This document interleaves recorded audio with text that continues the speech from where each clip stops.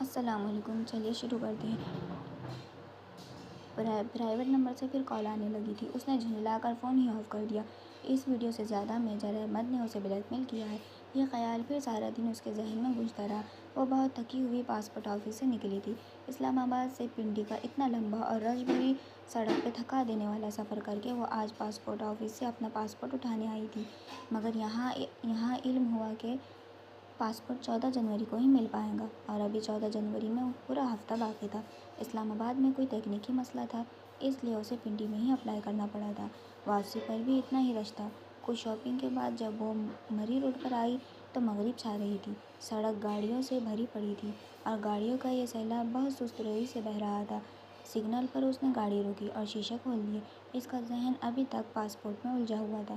یکایک کوئی اس کی کھڑکی پر جھکا۔ "سونیو، کیا سوچ رہے ہو؟" وہ بری طرح چونکی اور سر اٹھا کر دیکھا۔ وہ وہی تھا، ڈولی۔ ناگواری کی ایک لہر اس کے چہرے پر سمٹ آئی۔ اسے بھول گیا کہ کبھی ڈولی نے اس پر احسان کیا تھا۔ "ہٹو سامنے سے!" وہ جھڑک کر بولی۔ وہ کھلی کھڑکی میں اس طرح ہاتھ جما کر کھڑا تھا کہ وہ شیشہ اونچا نہیں کر سکتی تھی۔ "لو باجی، میں تو سلام دعا کرنے آئی تھی اور آپ غصہ کر رہی ہو!" اس روز والے سخت تاثرات ڈولی کے چہرے پر نہیں تھے۔ اس کے چہرے پر کراہیت بڑی معصومیت تھی۔ "ہٹو سامنے سے، ورنہ میں پولیس کو بلا لوں گی!" "ہائے باجی، ڈولی سے ایسی بات کرتی ہو!" آپ کی تعریفیں کر کر کے ڈولی نے میرا سر کھا لیا تھا۔ اس نے آواز پر سر گھما کر دیکھا تو فرنٹ سیٹ کی کھلی کھڑکی پر ایک اور خواجہ سرا کھڑا تھا۔ ڈولی کی سیاہ رنگت کی نسبت اس کا رنگ ذرا صاف تھا۔ وہ دونوں ہاتھ کھڑکی کی چوکھٹ میں لیے کھڑا تھا۔ "یہ کون ہو تم؟ ہٹو میری گاڑی سے!" اسے ٹھنڈے پسینے آنے لگے تھے۔ "یہ جی میری بہن پنکی ہے۔ بڑا شوق تھا جی اسے آپ سے ملنے کا۔ ایک بڑی ضروری بات کرنی تھی ہمیں آپ سے۔ Get last!" اس نے ہاتھ بڑھا کر شیشہ اونچا کرنا چاہا، مگر پنکی نے اپنا ہاتھ اندر کر دیا۔ ایک دم سے اس کی کلائی سامنے آئی تھی۔ اس کی کلائی پر ایک گلابی سرخ سا کانٹا بنا تھا، جیسے جلا ہو یا شاید برتھ مارک۔ "ہٹو! I said get lost!" وہ عالمِ طیش میں شیشہ اوپر کرنے لگی، مگر پنکی نے اس پر اپنے ہاتھ رکھ دیے تھے۔ شیشہ اوپر نہیں ہو پا رہا تھا۔ "باجی، ایسے نہ کرو پنکی نال، اس کا ہاتھ زخمی ہو جائے گا جی!" ڈولی نے پیچھے سے کہتے ہوئے ہاتھ بڑھا کر اس کے کندھے پر رکھا تو وہ تیورا کر گھومی۔ اس نے ڈولی کو دھکا دیا اور وہ لڑکھڑا کر چند قدم پیچھے ہٹا تو اس نے جلدی سے شیشہ اوپر چڑھا دیا۔ "اب تم بھی ہٹو ادھر سے، ورنہ میں لوگوں کو اکٹھا کر لوں گی!" وہ ہاتھ بڑھا کر پنکی کی طرف والا شیشہ بند کرنے لگی، لیکن وہ اڑ ہی گیا تھا۔ "باجی جی، میں تو تہانوں ڈولی کے دل کی بات بتانے آئی تھی اور تساں اس طرح کر رہے ہو۔ یہ جو ڈولی ہے نا، یہ بڑا پسند کرتی ہے آپ کو، مگر اقرار نہیں کرتی!" پنکی مصنوعی انداز میں بن کر بول رہا تھا۔ پیچھے ڈولی شیشہ بجانے لگا تھا۔ وہ پوری قوت سے شیشہ اوپر چڑھانے لگی۔ پنکی نے لمحہ بھر کو گردن موڑ کر ڈولی کو دیکھا۔ اس کی گرفت ذرا ڈھیلی ہوئی۔ حیا نے فوراً شیشہ اوپر چڑھایا۔ پنکی نے چونک کر دیکھا، پھر انگلیاں کھینچی، مگر وہ مسلسل شیشہ اوپر کر رہی تھی۔ پنکی کی انگلیاں پھنس کر رہ گئیں۔ "اوہ چھڈو باجی جی!" دفعتاً پنکی کے دائیں ہاتھ کی انگلی سے خون کی بوند ٹپک کر شیشے پر گری تو اسے ہوش آیا۔ ایک جھٹکے سے اس نے لیور نیچے کیا۔ شیشہ 1 انچ نیچے گرا۔ پنکی نے غصے سے اسے گھڑتے ہوئے باہر کھینچے۔ گاڑی آگے بھاگنے سے قبل اس نے بہت غور سے پنکی کے ہاتھ کو دیکھا تھا۔ دائیں ہاتھ، جس کی کلائی پر کانٹوں کا جلا ہوا نشان تھا، شہادت کی انگلی سے خون نکلا تھا اور باقی دونوں ہاتھوں کی انگلی کے اوپر پوروں کی قدرتی لکیر پر موٹی سی بھور لکیر بن گئی تھی۔ یقیناً اس کے ہاتھ زخمی ہی تھے، مگر اسے پرواہ نہیں تھی۔ وہ زن سے گاڑی آگے لے گئی۔ پھر اس نے بیک ویمر میں دیکھا۔ وہ دونوں خواجہ سرا بار بار مڑ کر اسے غصے سے دیکھتے ہوئے سڑک پار کر رہے تھے۔ ڈولی نے پنکی کا ہاتھ پکڑ رکھا تھا اور غصے سے پلٹ کر حیا کی دور جاتی گاڑی کو دیکھتے ہوئے کچھ کہہ رہا تھا۔ اس نے سر جھٹک کر ایکسیلیٹر پر زور بڑھا دیا۔ کم از کم اتنی امید اسے تھی کہ اب وہ ڈولی اس کا پیچھا کرنے کی ہمت نہیں کرے گا۔ بہت جلد وہ غلط ثابت ہونے والی تھی۔ "حیا!" جیسے ہی وہ گھر میں داخل ہوئی، لاؤنج میں بیٹھے سلیمان صاحب تیزی سے اس کی طرف آئے۔ ان کے چہرے پر غیظ و غضب چھایا تھا۔ وہ ڈر کر پیچھے ہٹی۔ تبھی فون کی گھنٹی بجی۔ "یہ ویڈیو تمہاری ہے!" تم مجرے کرتی ہو؟ روہیل جو صوفے پر بیٹھا تھا ایک دم اٹھا اور بہت سی سیڑھیز اس کی طرف اچھالی۔ وہاں سب موجود تھے، تایا فرقان، داور بھائی، روہیل، اور ایک طرف ایرم زمین پر بیٹھی رو رہی تھی۔ دور کہیں فون کی گھنٹی بج رہی تھی۔ نہیں نہیں، وہ ان کو کہنا چاہتی تھی، اس کا منہ تو ہلتا تھا پر آواز نہیں نکل رہی تھی۔ وہ سب اس کا خون لینے پہ تلے تھے۔ سلیمان صاحب آگے بڑھے اور اس کے منہ پر تھپڑ دے مارا۔ بے حیا، بے حیا! اسے تھپڑوں سے مارتے ہوئے سلیمان صاحب کہہ رہے تھے۔ ان کے لب ہل رہے تھے مگر ان سے آواز ڈولی کی نکل رہی تھی۔ وہ سلیمان صاحب نہیں، ڈولی بول رہی تھی۔ ڈولی، ڈولی! پنکی! بے حیا! پنکی کی انگلیاں، فون کی گھنٹی! وہ ایک جھٹکے سے اٹھ بیٹھی۔ کمرے میں اندھیرا تھا۔ اس نے ہاتھ بڑھا کر ٹیبل لیمپ آن کیا۔ زرد سی روشنی ہر سو پھیل گئی۔ اس نے بے اختیار دونوں سے اپنا چہرہ چھوا، دونوں ہاتھوں سے اپنا چہرہ چھوا۔ سب ٹھیک تھا، کسی کو کچھ علم نہیں تھا، وہ سب ایک خواب تھا۔ اوہ خدایا! اس کا سانس تیز تیز چل رہا تھا، دل ویسے ہی دھڑک رہا تھا، پورا جسم پسینے سے بھیگا تھا۔ فون کی مخصوص ٹون اسی طرح بج رہی تھی۔ ہاں بس وہ گھنٹی خواب نہیں تھی۔ اس نے سائڈ ٹیبل سے موبائل اٹھایا اور چمکتی اسکرین کو دیکھا۔ Private number calling! اور پھر اس نے فون کان سے لگا لیا۔ میجر احمد، میں آپ کے آفس آ کر رپورٹ درج کرنے کے لیے تیار ہوں۔ کل صبح 9 بجے میرے گھر کی بیک سائڈ پہ موجود گراؤنڈ کے انٹرنس پہ گاڑی بھیج دیں۔ اوکے۔ اسے فاتحانہ لہجہ سنائی دیا تھا۔ اس نے آہستہ سے فون بند کر دیا۔ کبھی بھی وہ کسی لڑکے سے تنہا نہیں ملی تھی، مگر نہ ملنے کی صورت میں وہ ویڈیو کبھی نہ کبھی لیک۔ اس خوفناک خواب نے اسے یہ سب کرنے پر مجبور کیا تھا۔ اسے لگا اب اس کے پاس اور کوئی چارہ نہیں رہا۔ میجر احمد سے تو وہ نپٹ لیں گی۔ پلے گراؤنڈ کی گیٹ کے ساتھ توت کا تناور درخت تھا۔ وہ اس سے ٹیک لگائے منتظر کھڑی تھی۔ سرخ اے لائن قمیص، چوڑی دار پائجامہ، اوپر اسٹائلش سا سرخ سویٹر جس کی لمبی آستین ہتھیلیوں کو ڈھانپ کر انگلیوں تک آتی تھی، اور کندھوں پہ براؤن چھوٹی سی سٹول نما شال۔ لمبے بال پیچھے کمر پر گر رہے تھے۔ سردی اور دھند میں وہ مضطرب سی کھڑی تھی۔ ایرم یا زارا، اس نے کسی کو نہیں بتایا۔ یہ خطرہ اس کو اکیلے مول لینا تھا۔ دفعتاً اس نے بے چینی سے گھڑی دیکھی۔ 9 بجنے میں 1 منٹ تھا۔ اسی پل ایک کار زن سے اس کے سامنے آ کے رکی۔ سیاہ پرانی مرسڈیز، اور کسی بت کی طرح سامنے دیکھتا ڈرائیور۔ وہ خاموشی سے سر جھکائے آگے بڑھی اور پچھلا دروازہ کھول کر اندر بیٹھ گئی۔ اس کے دروازہ بند کرتے ہی ڈرائیور نے گاڑی آگے بھگا دی۔ تقریباً 1 گھنٹے بعد وہ سیف ہاؤس تھی۔ سفید دیواروں والا خالی کمرہ، درمیان میں لکڑی کی کرسی اور میز جس پر اسے بٹھایا گیا۔ میز پر صرف ٹیلی فون رکھا تھا، باقی پورا کمرہ خالی تھا۔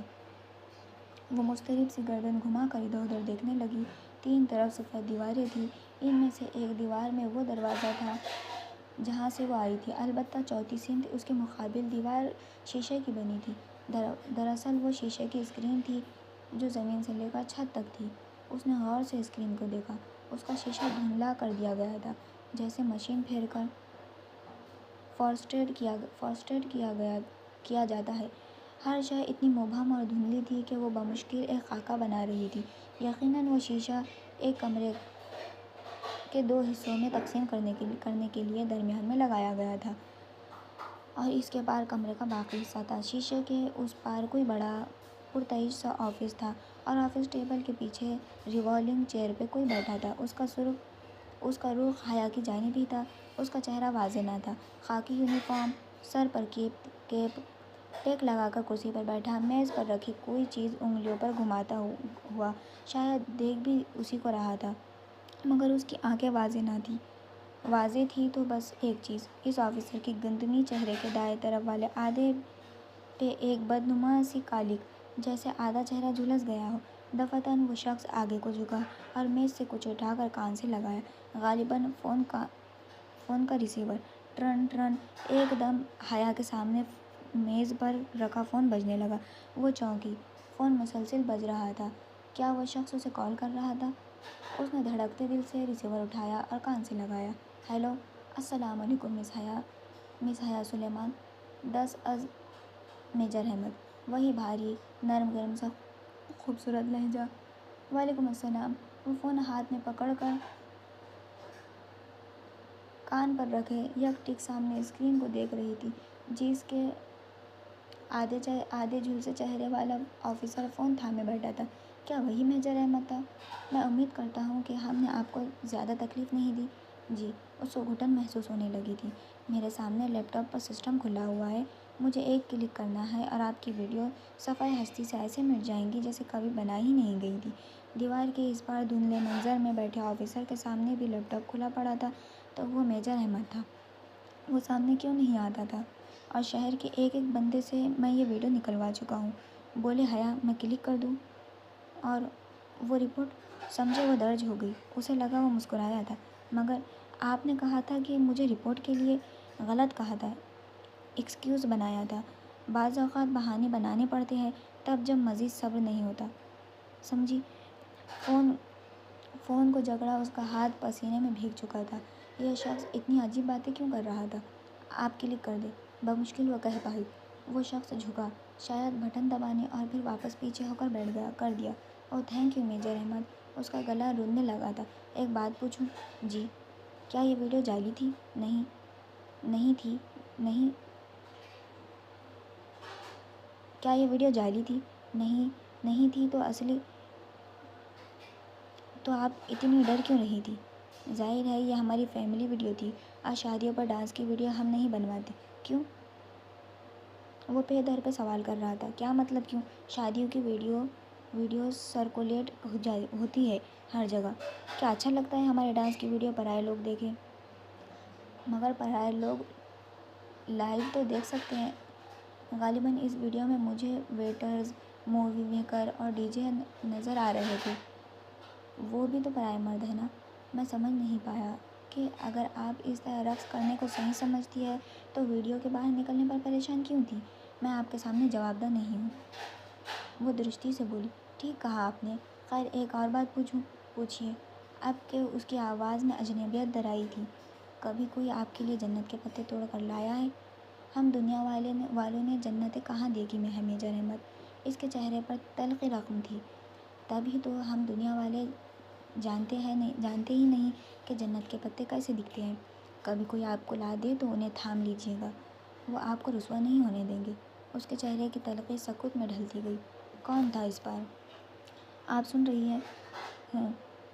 جی وہ چونک کر سنبھلی۔ میں چلتی ہوں۔ وہ ریسیور کان سے ہٹانے ہی لگی تھی کہ وہ کہہ اٹھا، ایک منٹ، ایک آخری سوال کرنا ہے مجھے۔ وہ اٹھتے اٹھتے واپس بیٹھ گئی۔ جی پوچھیے۔ آپ مجھ سے شادی کریں گی؟ اسے زور کا دھچکا لگا۔ وہ گنگ سی پھٹی نگاہوں سے دھندلی دیوار کو دیکھے گئی۔ بتائیں مس حیا۔ اس کے لب بھیج گئے۔ حیرت اور شوق پہ غصہ غالب آ گیا۔ مس حیا نہیں، مسز حیا۔ ایک ایک لفظ چبا کر بولتی وہ پرس تھام کر اٹھی۔ فون کا ریسیور ابھی تک پکڑ رکھا تھا۔ کیا مطلب؟ وہ واضح چونکا تھا۔ افسوس کہ میرے بارے میں اتنی معلومات رکھنے کے باوجود آپ میرے بچپن میں ہونے والے نکاح سے بے خبر ہیں۔ وہ نکاح جو میرے کزن جیحان سکندر سے میرے بچپن میں ہی پڑھا دیا گیا تھا۔ میں شادی شدہ ہوں اور میرا شوہر ترکی میں رہتا ہے۔ اوہ، آپ کی وہ رشتہ دار فیملی جو پاکستان آئی ہی نہیں۔ جانتا ہوں، آپ کی پھوپھو کا خاندان جو ذلت اور شرمندگی کے مارے اب شاید کبھی ادھر کا رخ نہیں کرے گا۔ آخر کارنامہ بھی تو بہت شرمناک انجام دیا تھا نا؟ ان کا انتظار کر رہی ہیں آپ؟ ارے بچپن کا نکاح تو کورٹ کی ایک ہی پیشی میں ختم ہو جاتا ہے۔ Shut up, just shut up major Ahmed, وہ چلائی۔ آپ کی ہمت بھی کیسی ہوئی یہ بات کرنے کی؟ ارے بھاڑ میں جائے آپ اور آپ کی وہ ویڈیو۔ آپ بھلے اسے ٹی وی پر چلوا دیں، مجھے پرواہ نہیں۔ میرا ایک کام کرنے کی اتنی بڑی قیمت وصولنا چاہتے ہیں آپ؟ رہا جیحان سکندر تو وہ میرا شوہر ہے اور مجھے بہت محبت ہے اس سے۔ اس کے علاوہ میری زندگی میں کوئی نہیں آ سکتا، سمجھے آپ؟ ریسیور واپس پٹکنے سے قبل اس نے سوگواری بھرا قہقہ سنا تھا۔ پیر پٹک کر وہ دروازے کی جانب بڑھی۔ اسی لمحے دروازہ کھول کر ایک سپاہی اندر آیا جو اسے اندر بٹھا کر گیا تھا۔ اسے فوراً اشارہ کر دیا گیا تھا۔ ملاقات ختم ہو چکی تھی اور حیا کے لیے وہ بے حد تلخ ثابت ہوئی تھی۔ گاڑی آپ کا انتظار کر رہی ہے میم، آئیے۔ وہ راستہ چھوڑ کر ایک طرف ہو گیا۔ حیا نے گردن موڑ کر دیکھا۔ دھند کے اس پار وہ شخص میز پر جھکا کچھ لکھ رہا تھا۔ اسے لگا اس نے اس کی میز پر کسی سرخ شے کی جھلک دیکھی ہے، شاید سرخ گلاب کے گلدستے کی، یا شاید یہ اس کا وہم تھا۔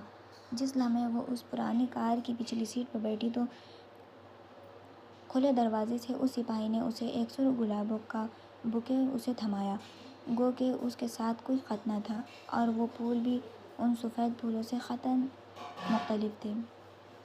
پھر بھی اسے یقین ہو گیا کہ وہ گمنام خطوط بھیجنے والا بھی میجر احمد ہی تھا، اور وہ اسے بہت پہلے سے جانتا تھا۔ یہ جا کر اپنے میجر احمد کے منہ پہ دے مارو، اس نے بوکے سپاہی کے بازوؤں میں پھینکا اور دروازہ کھٹاک سے بند کیا۔ گاڑی زن سے آگے بڑھ گئی۔ حیا شام میں ارم بھاگتی ہوئی آئی۔ خوشی اس کے انگ انگ سے پھوٹ رہی تھی۔ وہ ویڈیو اس ویب سائٹ سے ریموو ہو گئی ہے۔ اس نے فرط جذبات سے تقریباً بیک گراؤنڈ سے ٹیک لگا کر بیٹھی حیا کو جھنجھوڑ ہی دیا۔ مگر کیسے ہوا یہ سب؟ اس ویب سائٹ والے کو خوف خدا آ گیا ہوگا، مجھے کیا پتا وہ لاپرواہی سے انجان بن گئی۔ شاید، مگر اچھا ہی ہوا۔ اور ہاں، تمہاری ترکی کی فلائٹ کب ہے؟ پتہ نہیں، پہلے پاسپورٹ تو ملے، پھر ہی ویزا ملے گا۔ اس کو ارم کی موجودگی سے کوفت ہونے لگی تھی۔ کچھ اس کے تاثرات سے واضح ہو رہا تھا، اس لیے ارم جلدی ہی اٹھ کر چلی گئی۔ وہ پھر سے سوچوں میں گم گئی۔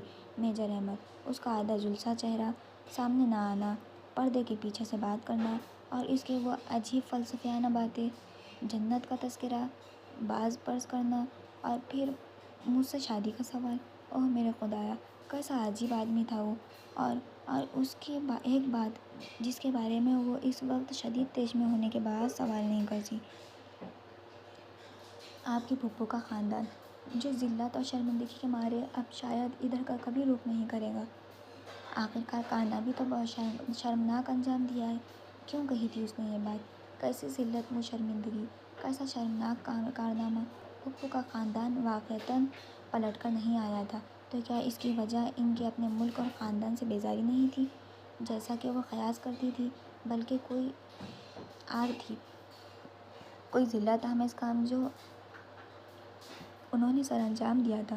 اور انہوں نے، کس نے؟ پھپھو، ان کے شوہر، یا جہان سکندر نے؟ کیا گتھی تھی بھلا؟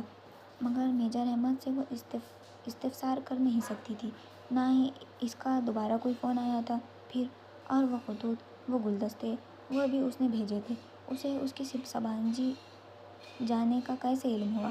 یقیناً وہ اس کی کال ٹیپ کر رہا تھا جب زارا نے اس کو بتایا تھا، اور وہ اس وقت یقیناً اس کے گھر کے باہر ہی ہوگا، مگر گلدستہ تو کچن کی ٹیبل پر رکھا تھا، تو کیا وہ ان کے گھر میں بھی داخل ہو سکتا تھا؟ اور اس کے کمرے میں بھی؟ خوف کی لہر نے اسے اپنے حصار میں لے لیا۔ وہ اٹھ کر دروازہ بند کرنے ہی لگی تھی کہ فاطمہ بیگم دروازہ کھول کر اندر آئی۔ حیا، تمہارے ابا تمہیں بلا رہے ہیں۔ اوکے، آ رہی ہوں۔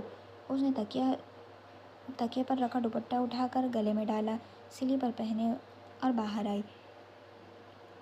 ابا، اس نے انگلی کی پونچھ سے کمرے کا دروازہ کھٹکھٹایا۔ آ جاؤ حیا۔ اس نے دروازہ کھولا۔ سامنے بیڈ پر سلیمان صاحب بیٹھے تھے، سوچ میں گم، متفکر، اس کے منتظر۔ ساتھ ایک طرف صوفے پر فاطمہ بیگم موجود تھی۔ ان کی خوبصورت آنکھیں سوگوار تھیں، باوقار سراپے پہ افسردگی چھائی ہوئی تھی۔ آپ نے بلایا تھا ابا؟ ہاں، آؤ بیٹھو، میں نے ایک فیصلہ کیا ہے۔ اس نے گردن اٹھائی، وہ بہت سنجیدہ دکھائی دے رہے تھے۔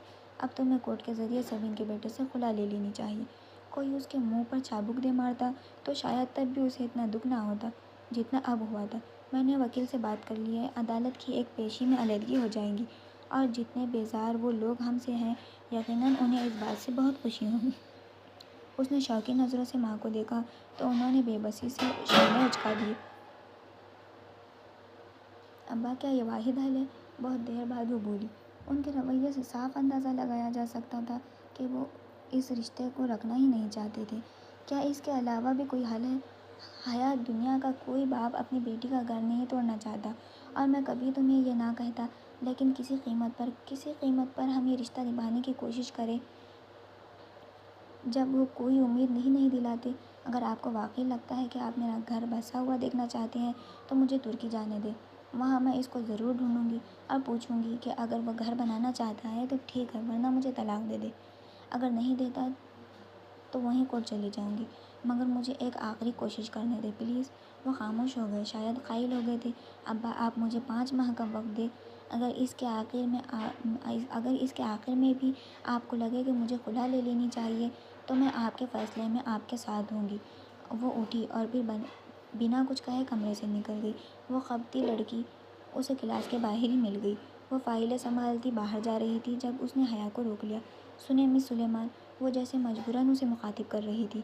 حیا نے کوفت سے پلٹ کر دیکھا۔ وہاں خدیجہ رانا کھڑی تھی۔ جسے ڈی جے صرف اس کے فرینڈز کہا کرتے تھے، وہ اس کی فرینڈ نہ تھی اور نہ ہی بننا چاہتی تھی۔ جی خدیجہ، بادل ناخواستہ اس نے ذرا مروت سے جواب دیا۔ آپ نے ویزے کے لیے اپلائی کر دیا؟ دراصل میڈم فرخندہ نے کہا ہے ہم دونوں کو جلد از جلد ویزے کے لیے اپلائی کرنا چاہیے، کیونکہ فروری کے پہلے ہفتے ہم نے سبانجی کو جوائن کرنا ہے اور آج 13 تاریخ ہے۔ ہمارے پاس بس 15 دن ہے اور ترکی کا ویزا 15 دن میں کبھی نہیں لگا کرتا۔ وہ تیز تیز بولے جا رہی تھی۔ اس کی بات کچھ ایسی تھی کہ حیا کو سنجیدہ ہونا پڑا، ورنہ ابھی تک تو وہ ابا کی کہی گئی باتیں سوچ رہی تھی۔ اوہ، تو تب ہمیں کیا کرنا چاہیے؟ کل ترکش ایمبیسی جا کر ویزے کے لیے اپلائی کرنا ہے۔ ان کا عجیب سا رول ہے کہ ہر روز سب سے پہلے آنے والے 15 امیدواروں کا ہی انٹرویو ہوتا ہے۔ ایمبیسی صبح 7 بجے ہی کھل جاتی ہے اور لوگوں کی لائن لگی ہوتی ہے۔ اگر ہم 1 منٹ بھی لیٹ ہو گئے تو ہمیں اگلے دن پر ڈال دیں گے۔ سن رہی ہیں نا آپ؟ ہوں جی، اس نے غائب دماغی سے سر ہلایا۔ پتہ نہیں وہ کیا بولے جا رہی تھی۔ آپ مجھے اپنا نمبر لکھوا دیں تاکہ ہم کو آرڈینیٹ کر سکے۔ اس نے بے دلی سے اپنا نمبر لکھوا دیا۔ خدیجہ اسے اپنے فون میں نوٹ کرتی گئی۔ ٹھیک ہے، کل صبح 6:30 بجے تک آپ ڈپلومیٹک انکلیو تک پہنچ جائیے گا، میں وہیں ہوں گی۔ اس نے اچھا کہہ کر جان چھڑانے والے انداز میں سر ہلایا۔ اور پلیز دیر مت کیجیے گا، یہ نہ ہو کہ آپ کی وجہ سے میرا ویزا بھی رہ جائے۔ میر سلیمان، وہ ناک چڑھا کر یہ جتا گئی کہ آخر وہ بھی خدیجہ رانا ہے۔ کیا کمپنی ملی ہے مجھے، اف۔ وہ پیر پٹک کر آگے بڑھ گئی۔ ابا کی باتوں نے اسے اتنا ڈسٹرب کیا تھا کہ اس وقت ویزا وہ آخری چیز تھا جس کے بارے میں وہ سوچ سکتی تھی۔ رات کی تاریکی کو دکانوں کی دیواروں سے جھلکتی روشنی روشن کیے ہوئے تھی۔ زرد روشنیوں کا عکس سامنے لمبی سیدھی سڑک پر بھی پڑا تھا، جس کی ایک طرف پارکنگ کی گاڑیوں کی لمبی قطار تھی، دوسری طرف ایک چھوٹا سا چبوترا بنا ہوا تھا۔ چبوترے پر دن کے وقت بک فیئر کا اسٹال لگا کرتے تھے۔ یہ جنہ شکر تھا۔ سیاہ جیکٹ کے جیبوں میں ہاتھ ڈالے، شانوں پر پھسلتے سیاہ لمبے بال لیے وہ سر جھکائے خود فراموشی کے عالم میں چل رہی تھی۔ اماں اور ابا کی کہی گئی باتیں دل و دماغ میں گونج رہی تھیں۔ یہ جیحان سکندر کون تھا؟ اس کا منقول کزن، شوہر، وہ شخص جس کے خواب اس نے ساری عمر دیکھے تھے۔ کیا ابا اماں نہیں جانتے تھے کہ خواب اگر اپنے ہاتھوں سے توڑے جائے تو انگلیاں بھی زخمی ہو جاتی ہیں؟ پھر کیسے وہ خود کو زخم دے؟ اگر وہ جیحان یا سبین پھپھو کے لیے کوئی انچاہا رشتہ تھی تو بھی ان کو صفائی کا ایک موقع دیے بغیر ہی کہ کیسے خود کو ان سے الگ کر لے۔ وہ سیٹی کی تیز آواز تھی جس نے اسے خیالوں کے ہجوم سے نکالا۔ اس نے چونک کر سر اٹھایا۔ وہ 3 لڑکے تھے، جینز اور جیکٹس میں ملبوس۔ وہ مختلف سمتوں سے اس کی طرف آ رہے تھے، یوں کہ ہر طرف وہی تھے، گہرا، نرگا، تنگ دائرہ۔ جگہ قدرے سنسان تھی، خالی چبوترا تاریکی میں ڈوبا تھا۔ جگمگاتی روشن دکانیں ذرا دور تھیں۔ اس کا دل دھک سے رہ گیا۔ وہ تیزی سے پلٹی، مگر ادھر سے بھی ان کا کوئی چوتھا آ رہا تھا۔ وہ مبہم آوازیں نکالتے، معنی خیز اشارے کرتے اس کے ارد گرد گھیرا تنگ کر رہے تھے۔ وہ قریب آتے 2 لڑکوں کے درمیان سے تیزی سے سر جھکائے گزرنے لگی، مگر دائیں والے لڑکے نے سبک رفتاری سے اس کی کلائی تھام کر اپنی طرف کھینچا۔ ابھی اس کے لبوں سے چیخ بھی نہیں نکلی تھی کہ آگے بڑھنے والا خود بوکھلا کر پیچھے ہٹا تھا۔ ٹن کی زوردار آواز کے ساتھ کسی نے اس لڑکے کے سر پہ کچھ دے مارا۔ مرن جوگے باجی کو تنگ کرتے ہو، چھوڑوں گی نہیں میں تمہیں۔ وہ اونچی لمبی ڈولی ہاتھ میں پکڑے فرائی پین کو گھما گھما کر مار رہی تھی۔ حیا ہکا بکا سی 2 قدم پیچھے ہوئی۔ جس کو لگا تھا وہ سر پکڑے بلبلاتا ہوا بھاگا۔ باقی 2 بھی ساتھ ہی دوڑے۔ ایک نے ذرا پھرتی دکھا کر ڈولی کو لات مارنی چاہی۔ ڈولی نے اسے فرائنگ پین کو گھما کر ایسی ضرب دی کہ لڑکے کا گھٹنا چٹک گیا اور وہ لنگڑاتا ہوا بھاگ گیا۔ آئے بڑے سالے، ڈولی سے پنگا لیتے ہیں۔ وہ فاتحانہ ہاتھ جھاڑتے ہوئے اب حیا کی طرف مڑا۔ پہلی دفعہ جب اس نے ڈولی کو دیکھا تو اسے کراہیت آئی تھی، دوسری دفعہ خوف، اور اس دن ٹریفک جام میں دیکھ کر غصہ آیا تھا، اور آج کچھ بھی نہیں۔ وہ خاموشی سے تیز تیز سانسیں لیتی اس کو دیکھ رہی تھی۔ چھوڑو جی ان حرام خوروں کو باجی، ان کا تو کام ہی یہی ہے۔ میں بھی بڑی دیر سے تاڑ رہی تھی ان کو، مجھے کیا پتا تھا کہ اپنی باجی کو تنگ کر رہے ہیں۔ آئے بڑے۔ وہ پوری بات سنے بغیر ہی پلٹ گئی، سینے پر بازو لپیٹے، سر جھکائے تیز تیز قدموں سے چبوترے کی جانب بڑھنے لگی۔ ایک خواجہ سرا کے ساتھ رات کے اس سڑک پہ کھڑے ہونا قطعاً درست نہ تھا۔ ارے باجی جی، گلتے سنو۔ وہ اس کے پیچھے لپکا۔ حیا چلتے چلتے رکی اور پلٹ کر سنجیدگی سے اسے دیکھا۔ کیا ہے؟ اس کا مومی چہرہ دکانوں کی زرد روشنیوں میں دمک رہا تھا۔ ہائے ربا، باجی تجھ سے کتنے سونے ہو جی۔ وہ دونوں ہاتھ رخساروں پر رکھے خوشی سے چہکا۔ اسے کراہیت آئی نہ خوف، بس چپ چاپ اسے دیکھے گئی۔ شکریہ ہی کہہ دو باجی، شکریہ۔ اور کچھ؟ اس کا انداز سپاٹ تھا۔ تسی تے ناراض لگدے ہو جی۔ ڈولی تم کیوں ہر جگہ میرے پیچھے آتے ہو؟ ہاں تو ٹینشن تو نہیں دی تہنوں، ہمیشہ مدد ہی کیتا ہے۔ تمہیں کس نے کہا میری مدد کو؟ کس نے تمہیں میرے پیچھے لگایا ہے؟ بولو، جواب دو۔ ڈولی کا منہ آدھا کھل گیا، لینز لگی آنکھوں میں پہلے حیرت اور پھر آنسو تیرنے لگے۔ کسی نے نہیں جی۔ بڑی دیر بعد وہ دکھ سے بولا، مجھے آپ اچھی لگتی ہو، اس لیے آپ کا خیال رکھتی ہوں۔ آپ کو برا لگتا ہے تو نہیں آؤں گی۔ اسی لمحے حیا کا فون بجا۔ اس نے چونک کر ہاتھ میں پکڑے موبائل کو دیکھا، اس پہ پرائیویٹ نمبر کالنگ لکھا آ رہا تھا۔ وہ پیر پٹک کر چبوترے کی طرف آئی اور پاؤں لٹکا کر بیٹھ گئی۔ فون ابھی تک بج رہا تھا۔ اس نے فون کان سے لگایا اور ڈولی کو دیکھا، یہ چھوٹے چھوٹے قدم اٹھاتا سسکتا ہوا اس تک آ رہا تھا۔ ہیلو مس حیا، کیسی ہیں آپ؟ وہ میجر احمد تھا۔ اس کی آواز کے پیچھے بہت شور تھا۔ ڈولی آہستہ سے اس سے ذرا فاصلے پہ چبوترے پہ بیٹھ گیا، سر جھکائے وہ ہتھیلی سے آنسو پوچھ رہا تھا۔ خدا کے لیے مجھے فون مت کیا کرے، اور یہ جو بندے آپ نے میرے پیچھے لگائے ہیں نا، ان میں سے ایک ایک کا خون کر دوں گی، اور اس کے ذمہ دار آپ ہوں گے۔ میں شادی شدہ ہوں اور جلدی اپنے شوہر کے پاس چلی جاؤں گی۔ میرا پیچھا چھوڑ دے، سمجھے آپ؟ مزید کچھ سنے بغیر اس نے فون رکھ دیا۔ تسی گھر بار والے ہو جی؟ ڈولی نے چہرہ اس کی طرف اٹھایا۔ ہاں، تمہارے اس میجر نے بتایا نہیں تمہیں؟ اسی نے میرے پیچھے لگایا ہے نا تمہیں؟ اللہ پاک کی قسم لے لو جی، مجھے کسی میجر ویجر نے نہیں بھیجا، میں خود آتا ہوں، اللہ کی قسم جی۔ وہ روتے ہوئے کہہ رہا تھا۔ حیا کے دل کو کچھ ہوا، اسے لگا وہ سچ بول رہا ہے۔ میں کسی کو جا کر آپ کی باتیں نہیں بتاتا، مجھے بڑا پیار ہے جی آپ سے، قسم سے۔ وہ لبھیچیں اسے دیکھتی رہی۔ کچھ تھا اس میں پراسرار خوف زدہ کرتا، مگر ترہم آمیز۔ ٹھیک ہے مت رو، میں جی بڑا پیار کرتی ہوں آپ سے، اس لیے آتی ہوں، پر تسی تے الزام لا رہے ہو۔ وہ اب سسکتے ہوئے اپنا سر پیٹنے لگا تھا۔ اچھا ناؤ اسٹاپ۔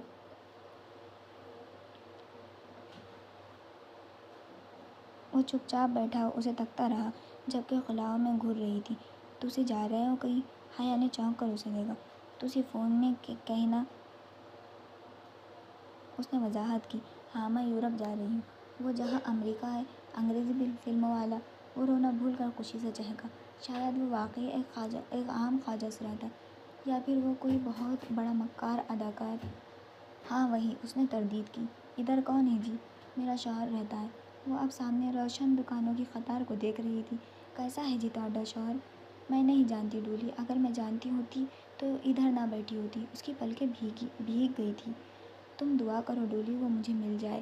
وہ آنکھوں کی نمی چھپاتے ہوئے اٹھ کھڑی ہوئی۔ ڈولی نے سر اٹھا کر دیکھا، وہ انگلی کی نوک سے آنکھوں کے کنارے صاف کرتی ہوئی سڑک کی طرف جا رہی تھی۔ ڈولی کی آنکھوں میں بے پناہ اداسی اتر آئی تھی۔ خدا کرے وہ تمہیں کبھی نہ ملے حیا سلیمان، خدا کرے تم اس سے مایوس ہو کر جلدی واپس آ جاؤ، اور خدا کرے تم ادھر جا ہی نہ سکو۔ وہ تیز تیز قدم اٹھاتی آگے بڑھی، جب اس نے ڈولی کو یہ کہتے سنا، مگر نہیں، وہ ڈولی کی آواز نہیں تھی، وہ کسی مرد کی آواز تھی، بھرپور، خوبصورت اور اداس، ایسی آواز جو اس نے پہلے کبھی نہیں سنی تھی۔ وہ میجر احمد کی آواز سے زیادہ خوبصورت تھی، اور اس میں جیحان سکندر کی اجنبی آواز جیسے بے رخی بھی نہ تھی۔ اس کے قدم زنجیر ہو گئے۔ تیزی سے اس نے گردن موڑی۔ وہ اندھیرے میں چبوترا خالی تھا، وہاں دور دور تک کسی کا نام نشان بھی نہیں تھا۔ زندگی میں پہلی بار اس کے اندر ڈولی سے دوبارہ ملنے کی خواہش نے جنم لیا تھا۔ اسے جاننا تھا کہ ڈولی کون ہے، کیا ہے، کیوں ہے۔ اس رات وہ مشکل سے دو تین گھنٹے سو سکی۔ پھر فجر کی اذان سے بھی پہلے تیار ہو کر وہ ڈپلومیٹک انکلیو پہنچ گئی کہ خدیجہ کی بار بار کال آ رہی تھی۔ شکر ہے آپ آ گئی۔ خدیجہ اسے باہر بھی مل گئی۔ اس کی اینک کے پیچھے چھپی آنکھیں فکر مند لگ رہی تھی۔ حیا سادہ شلوار اور سیاہ جیکٹ میں ملبوس تھی۔ لمبے کھلے بال کانوں کے پیچھے اڑستے ہوئے وہ خدیجہ تک آئی۔ اب کدھر جانا ہے؟ اندر یہ شٹل لے لیتے ہیں، یہ ترکش ایمبیسی تک پہنچا دے گا۔ تبھی ایک عمر رسیدہ صاحب اور خاتون تیزی سے شٹل کی طرف بڑھتے دکھائی دیے۔ میری چٹھی اس کہہ رہی ہے کہ یہ انکل آنٹی بھی ترکش ایمبیسی جا رہے ہیں۔ حیا جلدی کریں، ہمیں 15 منٹ میں سے ہونا ہے۔ وہ حیا کا ہاتھ پکڑ کر جلدی سے آگے بڑھی، پھر خیال آنے پر پوچھ لیا، اندر آئی ڈی کارڈ سے انٹری ہوگی، آپ آئی ڈی کارڈ اور پاسپورٹ لائی ہیں نا؟ اور حیا کا دماغ بھگ سے اڑ گیا۔ وہ رات اتنی ڈسٹرب تھی کہ بھول ہی گئی کہ پاسپورٹ تو مجھے آج ملنا تھا، وہ تو ابھی بنا ہی نہیں۔ خدیجہ منہ کھولے ہکا بکا اسے دیکھ رہی تھی۔ نہیں، آئی ایم سوری، میں اور Khadija I am really sorry, میرے پاس پاسپورٹ نہیں ہے۔ اس کا سر گھومنے لگا تھا۔ وہ اتنی بڑی غلطی کیسے کر سکتی تھی؟ آپ کے پاس پاسپورٹ نہیں ہے تو آپ خود کیوں آئی ہے؟ ہاں، آپ کی وجہ سے میرا اسکالرشپ بھی رہ جائے گا، اتنا احساس ہے آپ کو؟ وہ پھٹ پڑی تھی، اور حیا جو اتنی مغرور اور خود پسند لڑکی تھی، جس کی شخصیت اسے لباس تک ہر شے پر پرفیکٹ ہوتی تھی اور جس کی مثالیں اس کی کلاس فیلو دیا کرتی تھی، وہ ایک دم رو پڑی۔ آئی ایم سوری خدیجہ، میرے کچھ پرابلم تھے، میری لائف بہت ڈسٹرب ہو گئی ہے۔ وہ جلدی سے بے اختیار امڈ آنے والے آنسو صاف کرنے لگی۔ It's okay Khadija, I am sorry, مگر آپ جائیں، میں کل ٹرائی کر لوں گی۔ خدیجہ کچھ لمحے خاموش کھڑی رہی، پھر آہستہ سے بولی، لائے اپنا آئی ڈی کارڈ مجھے دے۔ جی؟ آپ اپنا آئی ڈی کارڈ مجھے دے دیں اور آپ واپس جا کر پاسپورٹ آفس سے پاسپورٹ اٹھا لیں۔ امید ہے آئی ڈی کارڈ سے انٹری ہو جائے گی اور ہماری باری آنے تک آپ واپس پہنچ جائیں گی۔ مگر پاسپورٹ آفس تو پنڈی میں ہے اور مجھے تو جاتے ہوئے بھی 1 گھنٹہ لگ جائے گا، اور پاسپورٹ آفس تو کھلتا بھی 9 بجے ہے، جبکہ ایمبیسی 7 بجے کھل جائے گی۔ اس نے فکر مندی سے کلائی پر باندھی ہوئی گھڑی کو دیکھتے ہوئے کہا، یہ ناممکن ہے، میں کبھی بھی اتنی جلدی واپس نہیں پہنچ پاؤں گی کہ پہلے 15 میں سے ہو سکوں۔ حیا، میں نے زندگی میں ایک بات سیکھی ہے کہ انسان کو کوئی چیز نہیں ہرا سکتی جب تک وہ خود نہ ہار مان لے۔ آپ ابھی سے ہار مان لینا چاہتی ہیں؟ لائے آئی ڈی کارڈ دیں، مجھے آنٹی انکل سے پہلے پہنچنا ہے۔ وہ اس کے ہاتھ سے کارڈ جھپٹ کر شٹل کی طرف دوڑتی چلی گئی۔ اس نے آنکھوں کے کنارے صاف کرتے ہوئے گھڑی کو دیکھا، کیا اس کا ویزا لگ جائے گا؟ یہ ڈولی کی دعا پوری ہو جائیں گی اور وہ کبھی ترکی نہیں جا سکیں گی، اسے کبھی جہان سکندر نہیں مل سکے گا۔ مگر خدیجہ نے کہا تھا، انسان کو کوئی چیز نہیں ہرا سکتی جب تک کہ وہ خود ہار نہ مان لے، اور اس نے سوچا وہ اتنی آسانی سے ہار نہیں مانے گی۔ بے دردی سے آنکھیں رگڑ کر وہ گاڑی کی طرف لپکی تھی۔ بہت رش ڈرائیو کر کے وہ پنڈی آئی تھی۔ تقریباً 1 گھنٹہ اس کو بند پاسپورٹ آفس کے باہر بیٹھنا پڑا۔ خدا کر کے 9 بجے آفس کھلا تو وہ اندر بھاگی۔ شاید اس کی ہمت دکھانے کا صلہ تھا۔ 10 منٹ بعد وہ اپنا پاسپورٹ لیے آفس کی بیرونی سیڑھیاں اتر رہی تھی، تبھی کسی غیر شناسا نمبر سے اسے کال آئی۔ اس نے کسی خیال کے تحت فون اٹھا لیا۔ ہیلو حیا، میں خدیجہ بول رہی ہوں۔ میرا فون تو باہر بھائی کے پاس ہے، کیونکہ ایمبیسی کے اندر فون کی پرمیشن نہیں ہے۔ ایمبیسی کے گارڈ سے فون لے کر 100 منتیں کر کے کال کر رہی ہوں۔ وہ ایک ہی سانس میں تیز بولے گئی، آپ کدھر ہیں؟ بس مجھے پاسپورٹ مل گیا ہے، میں آ رہی ہوں۔ میری انٹری ہوئی؟ اس نے گاڑی میں بیٹھ کر چابی اگنیشن میں گھمائی۔ شکر ہے میں نے تیز بھاگ کر ان انکل آنٹی کو کراس کر لیا۔ میں 14 نمبر پر تھی اور آپ کی بھی انٹری کرا دی ہے، آپ کا 15واں نمبر ہے۔ اوہ شکر، لیکن انہوں نے ان انکل آنٹی کو روک رکھا ہے کہ اگر آپ نہ آئی تو ان کا انٹرویو ہو جائے گا، اور وہ آنٹی مسلسل تسبیح پڑھ رہی ہے۔ حیا، آپ جلدی آ جائیں، میں آ رہی ہوں۔ بس ابھی آفس ٹائم ہے نا، تو ٹریفک بہت ہیوی ہے، بس جلدی سے آ جائیں۔ یہ بار بار پوچھ رہے ہیں کہ میری دوسری ساتھی کدھر ہے، بس تھوڑی دیر اور۔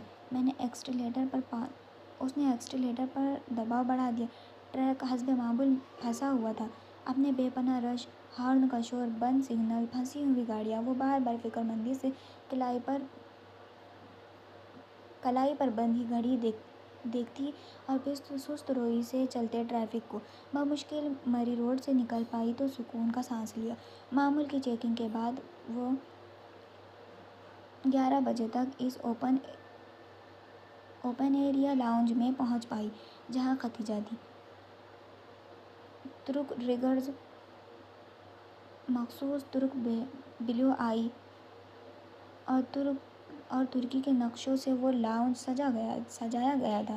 خدیجہ ایک صوفے پر منتظر پریشان سی بیٹھی تھی۔ اسے دیکھتے ہی اٹھ کھڑی ہوئی۔ شکر ہے آپ آ گئی حیا، انہوں نے بس سب کے انٹرویو روک رکھے ہیں، پہلے ہمارا ہوگا۔ اچھا مگر کیوں؟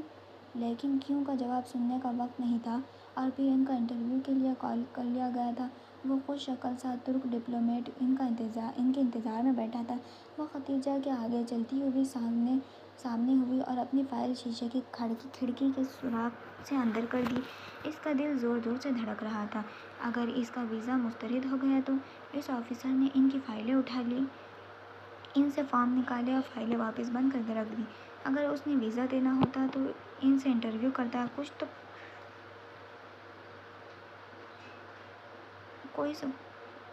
تو پڑھتا، کوئی سوال تو پوچھتا، مگر وہ بس سرسری سا فارم دیکھ رہا تھا۔ تو کیا وہ واقعی اس کا ویزا مسترد کرنے لگا تھا؟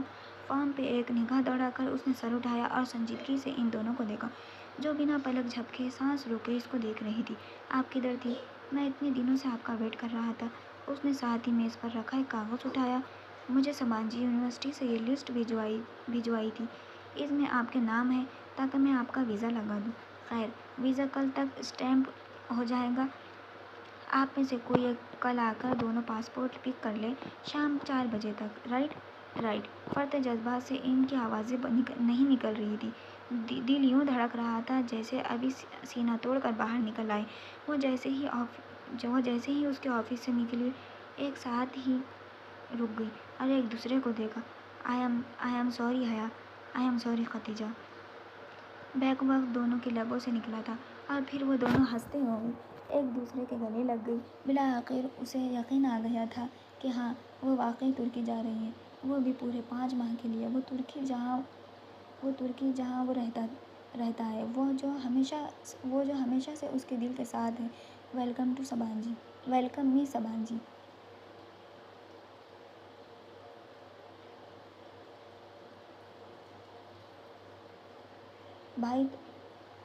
بھائی تو چلے گئے تھے مجھے ڈراپ کر کے، میں آپ کے سیل سے ان کو کال کر لوں کہ وہ مجھے پک کر لیں۔ ڈپلومیٹل انکلیو سے نکلتے ہوئے خدیجہ نے پریشانی ظاہر کی تو اس نے مسکراتے ہوئے سر جھٹکا۔ نو پرابلم، میں آپ کو ڈراپ کر دوں گی خدیجہ، آپ مجھے ڈی جے اور تم کہہ سکتی ہیں۔